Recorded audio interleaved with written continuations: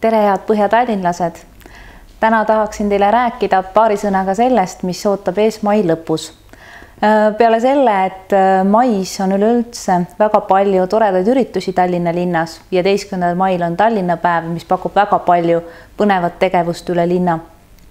On ka Põhja-Tallinnale jaoks üks väga oluline sündmus tulemas. Mai lõpus 25. mail sõlmib Põhja-Tallinn ja Kroonlinn koostöölepingu.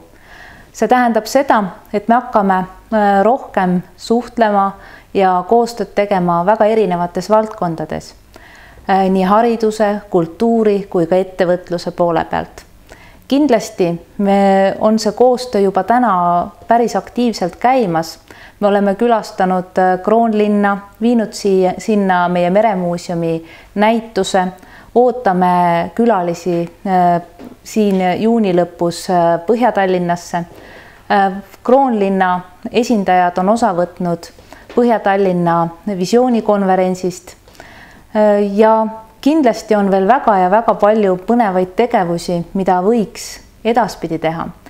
Välja on pakutud õpilasvahetusi, välja on pakutud ametnike jaoks kogemuste vahetusi ja ka erinevate huvigruppide külastamisi, siis nii Kroonlinna huvigrupid on oodatud siis Põhja-Tallinnasse ja Põhja-Tallinna omad Kroonlinna.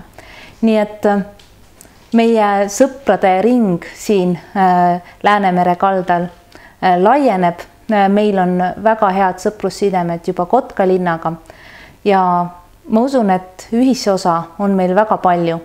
Nii et leping saab allkirjastatud 25. mail ja kindlasti on oodatud kõikide Põhja-Tallinlaste ettepanekud, mida ühiselt Kroonlinnaga me võiksime tulevikus teha. Aitäh teile ja ilusat kevade jätku!